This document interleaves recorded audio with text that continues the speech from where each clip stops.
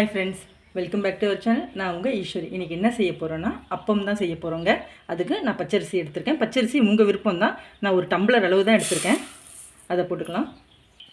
இப்போ இதுக்கு 1 ஸ்பூன் அளவு கடலைப்பருப்பு, 1 ஸ்பூன் அளவுக்கு பாசிப்பருப்பு, அதாவது சிறுபருப்புன்னு சொல்லுவோம் இல்லையா, அது 1 ஸ்பூன் அளவுக்கு உளுந்து, 1/4 ஸ்பூன் அளவுக்கு வெந்தயம். இப்போ ஒரு டம்ளருக்கு இதெல்லாம் அளவு. நீங்கள் அதிகமாக போட போகிறீங்கன்னா இதை அப்படியே டபுள் பண்ணிக்கோங்க. இப்போ இது 1 மணி நேரம் தண்ணி ஊற்றி நம்ம நல்லா ஊற வச்சு எடுத்துக்கலாம். ஊற வச்சு அப்புறமா நம்ம என்னென்ன போட்டு அரைக்கணும்னு நான் சொல்கிறேங்க. இது போல் நல்லா ஊறி இருக்கணுங்க. 1 மணி நேரன்றதை நீங்கள் 2 மணி நேரம் கூட ஊற வச்சுக்கலாம். இப்போ அரிசியை நல்லா களைஞ்சிட்டு நல்லா 2-3 வாட்டி கழுவிட்டு அப்புறம் ஊற வச்சுக்கோங்க. ஏன்னா இந்த தண்ணி தேவைப்படும். இந்த தண்ணியே ஊற்றி நம்ம அரைச்சிட்டு வரலாம். ஃபஸ்ட்டு நம்ம தண்ணி இல்லாமல் கொரகொரப்பாக அரைக்கலாங்க.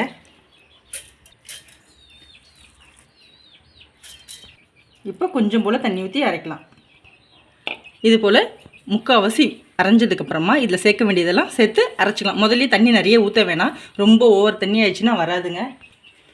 2 ஏலக்காய் போட்டுக்கலாம். நீங்கள் இதுக்கப்புறம் மாவை நல்லா ஃபைனாக அரைச்சி ஒரு பாத்திரத்தில் ஊற்றிட்டு அதுக்கப்புறம் கூட இனிப்பெல்லாம் நீங்கள் சேர்க்கலாம். ஆனால் அதுக்கப்புறம் சேர்க்குறது கொஞ்சம் கஷ்டமாக இருக்கும். நல்லா பீட் பண்ணணும்.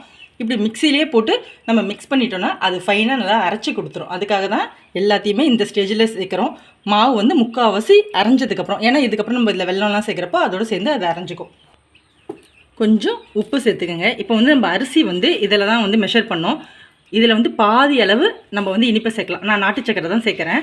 இதில் என்ன ஒரு பிரச்சனைனா, நீங்கள் வெல்லம் இது மைல்டாக தான் இனிப்பு இருக்கும். நிறைய பேருக்கு இனிப்பு அதிகமாகவும் தேவைப்படும். அவங்க இனிப்பு எவ்வளோ வேணுமோ அது உங்கள் விருப்பம். நான் இதுலேயும் கொஞ்சம் கம்மியாக தான் சேர்க்க போகிறேன். ஏன்னா இது இனிப்பு ரொம்ப அப்படியே தூக்கி அடிக்கிற போல் இருக்காது, லைட்டாக தான் இருக்குங்க. அந்தளவு இனிப்பு போதும். ஒரு கைப்பிடி அளவு தேங்காய். இதை நல்லா அரைச்சிக்கோங்க. தண்ணி இப்போ வெல்லம் போட்டிருக்கிறதுனால அதுவே தண்ணி விட்டு வரும். அதுக்கப்புறம் நம்ம எவ்வளோ தண்ணி வேணும்னு நம்ம பார்த்துக்கலாம். அவ்வளோதாங்க. இதை கையிலலாம் உட்காந்து அவ்வளோ நேரம் உட்காந்து அடிக்கிறதுக்கு பதிலாக இது ரொம்ப ஈஸியான மெத்தடு. இதுலேயே நம்ம அரைச்சி எடுத்துக்கோம்.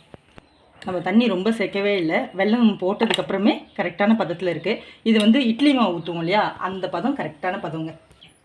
அவ்வளோதாங்க. இதுக்கப்புறம் நம்ம எண்ணெயை சூடு பண்ணிடலாம்.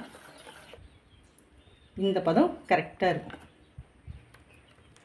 இப்போ எண்ணெய் சூடாயிடுச்சு. இப்போ ஒரு கரண்டி மாவு எடுத்து ஊற்றிடலாம். இப்போ வெந்துடுச்சுன்னா அதுவே மேலே வருங்க. இப்போ அதுவே பாருங்கள் நல்லா வந்துடும். இப்போ திருப்பி போடுங்க. நல்லா செவந்ததுக்கப்புறம் எடுக்கலாம். அவ்வளவுதாங்க. நல்லா செவந்துடுச்சு. இப்போ எடுத்துடலாம். இது போல் மிச்ச மாவையும் நம்ம ஊற்றி எல்லாத்தையும் எடுத்துடலாம். செம்ம டேஸ்ட்டாக சாஃப்டாக வரும். இது பேர் கந்தரப்பம்.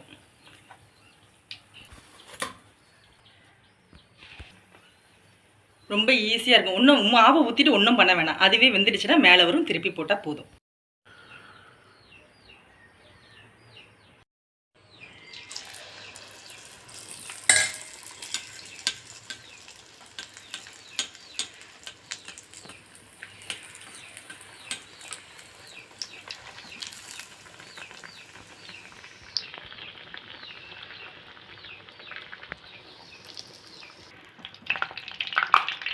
அதுதாங்க, ரொம்ப சாஃப்டாக இருக்கும்.